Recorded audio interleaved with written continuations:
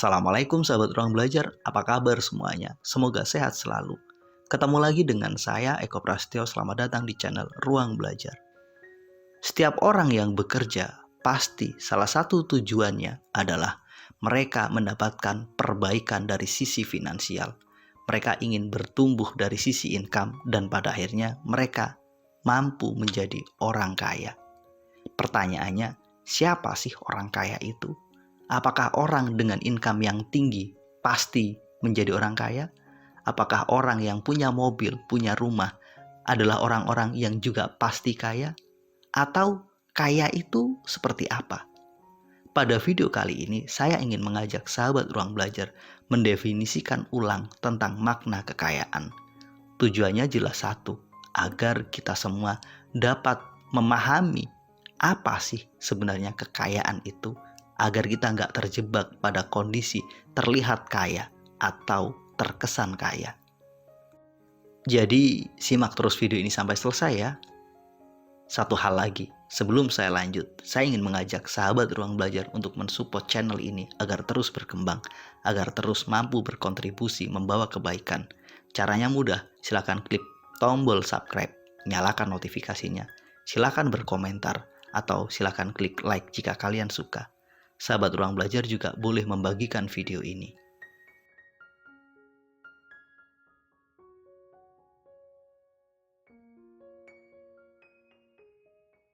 Pada video kali ini, saya ingin mendefinisikan kekayaan dengan 3 kriteria.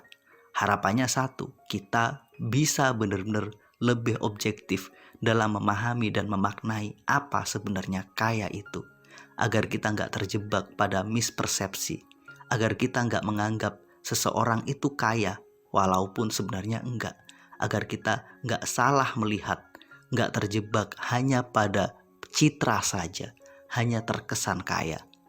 3 kriteria yang kita gunakan untuk mengukur dan mendefinisikan ulang kekayaan itu terkait dengan bagaimana cara kita mendapatkan uang, kemudian bagaimana cara kita kelola uang, dan bagaimana cara kita menetapkan prioritas penggunaan uang.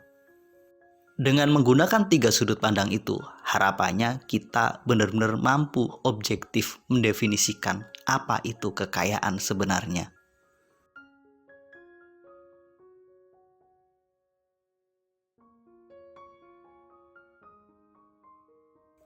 Orang-orang yang punya banyak uang tidak otomatis kita kenal sebagai orang kaya. Semua tergantung dari mana asal uang mereka. Jika sumber uang itu adalah warisan atau sumber yang gak sehat atau keberuntungan, maka kita gak bisa secara tiba-tiba menyebut mereka adalah orang kaya. Yang lebih adil kita sebut saja mereka adalah orang yang sedang memegang banyak uang. Pada konteks ini, jumlah uang yang dimiliki seseorang itu nggak terlalu penting. Yang lebih penting adalah mesin uang. Bagaimana uang itu datang, dari mana sumbernya, dan berapa banyak kemampuan sumber itu menghasilkan uang pada kita. Seseorang yang punya uang 5 miliar, tapi itu adalah warisan, itu butuh kita ragukan. Mereka hanya pegang uang banyak, belum tentu adalah orang kaya. Sementara orang-orang yang punya mesin uang yang jumlahnya cukup banyak, beragam, itu dapat kita duga bahwa mereka adalah orang-orang yang punya potensi menjadi kaya.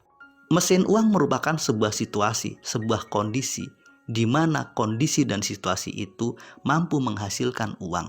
Mesin uang dapat bersumber dari skill kita, mesin uang dapat bersumber dari investasi kita. Mesin uang juga dapat bersumber dari apa yang pernah kita lakukan sebelumnya. Semakin banyak mesin uang yang kita punya dan semakin besar nilai yang dapat kita hasilkan dari mesin uang itu, maka pada titik itulah orang-orang punya potensi tumbuh menjadi orang kaya. Seseorang yang sama-sama pegang uang 5 miliar, satunya bersumber dari warisan dan satunya bersumber dari royalti hasil penjualan produk yang ia lakukan. Itu dapat kita pastikan bahwa mereka yang mendapatkan royalti sebesar 5 miliar itu jauh lebih kaya jika dibandingkan dengan mereka yang memegang uang 5 miliar tapi adalah warisan dari keluarganya. Maka pada titik ini jelas bahwa sumber income itu penentu apakah seseorang kaya atau tidak. sumber uang yang kita punya itu adalah kuncinya, bukan berapa banyak uang yang kita punya.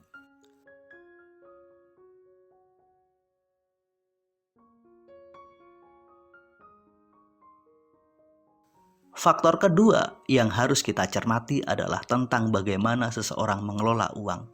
Bukan jumlah income yang penting, tapi berapa banyak sisa income yang ada di tangan kita.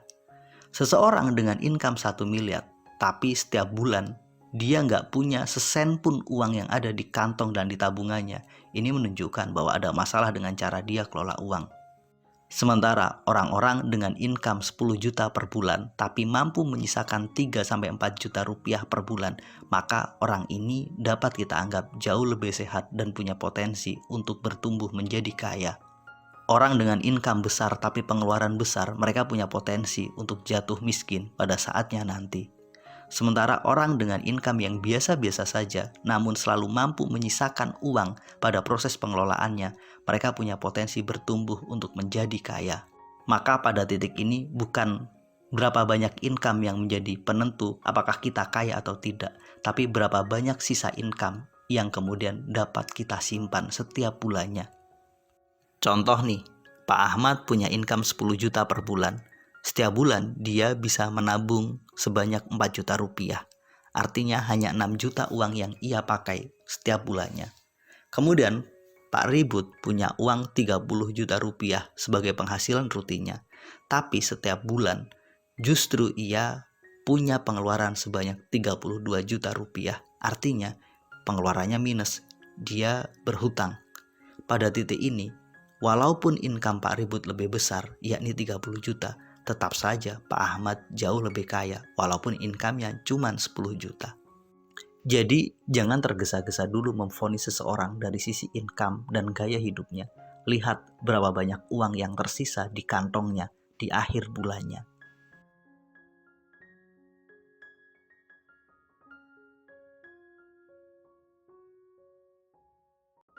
Kriteria ketiga terletak pada fokus seseorang dalam menggunakan uang. Orang-orang kaya punya fokus untuk berinvestasi atau menumbuhkan uang dan melakukan proteksi atau melindungi uang. Sementara orang-orang biasa saja, mereka lebih banyak fokus untuk membeli barang, membeli sesuatu agar terlihat kaya. Mereka menganggap investasi itu beresiko dan mereka berpikiran proteksi finansial itu beban. Proteksi finansial itu jauh lebih penting sebenarnya jika dibandingkan dengan investasi. Karena proteksi finansial bertujuan untuk melindungi aset kita, bertujuan untuk menjaga kita ketika kita nggak punya income, atau bertujuan untuk mencegah agar kekayaan yang telah kita miliki nggak habis ketika. Sementara investasi bertujuan untuk menumbuhkan dan menambah uang kita. Dengan kata lain, proteksi finansial itu menjaga, sementara investasi itu menumbuhkan. Salah satu contoh dari proteksi finansial itu adalah proteksi kesehatan atau kita kenal sebagai asuransi kesehatan. Tujuannya dua. Pertama, menanggung biaya rumah sakit jika seseorang sakit. Yang kedua, ketika seseorang sakit, seseorang itu punya potensi kehilangan income atau mereka nggak bekerja. Maka pada titik inilah pihak asuransi akan memberikan sejumlah uang sebagai ganti penghasilan mereka selama mereka sakit. Satu hal yang pasti bahwa orang-orang yang sakit itu butuh biaya untuk pengobatan. Sekaligus mereka kehilangan income karena mereka nggak bekerja. Orang-orang yang kaya yang sudah punya proteksi kesehatan, mereka nggak bakalan menjual aset mereka karena mereka punya dana yang cukup untuk biaya rumah sakit. Mereka juga nggak bakalan kesulitan untuk memenuhi kebutuhan hidupnya. Karena apa? Mereka telah mendapatkan uang pengganti sebagai income pada saat mereka sakit dari pihak asuransi. Kondisinya berbeda pada orang-orang miskin. Ketika sakit, apa yang mereka lakukan? Menjual aset. Akhirnya apa? Mereka jatuh semakin miskin. Yang lebih parah lagi, karena mereka sudah kehilangan aset, mereka juga nggak bisa bekerja, maka kondisi finansial mereka semakin sulit. Disinilah beda fokus antara orang kaya dan orang miskin. Orang kaya itu fokus pada investasi sekaligus proteksi. Sementara kadang orang miskin hanya fokus pada investasi dan kadang abai terhadap proteksi. Justru mereka lebih fokus pada konsumsi. Sekedar informasi nih, buat sahabat ruang belajar yang butuh informasi lebih lanjut tentang pentingnya proteksi finansial dan bagaimana cara mendapatkannya, sahabat ruang belajar bisa menghubungi nomor yang ada di layar ini. Kami punya mitra profesional yang siap membantu sahabat ruang belajar untuk menyelesaikan masalah proteksi finansial para sahabat ruang belajar semua. Sahabat ruang belajar juga dapat menemukan nomor kontak untuk berkonsultasi tentang proteksi finansial di deskripsi video ini. Itulah perbedaan mendasar tentang kaya yang sejati dengan sekedar terlihat kaya. Bahwa kita dapat dikategorikan sebagai orang-orang yang kaya jika kita punya mesin uang yang sangat besar dan jumlahnya beragam. Kita dianggap kaya jika kita mampu selalu menyisakan banyak uang di akhir bulan. Yang terpenting, orang-orang kaya selalu punya proteksi dan investasi. Mudah-mudahan video ini bermanfaat. Sampai ketemu pada video kami berikutnya.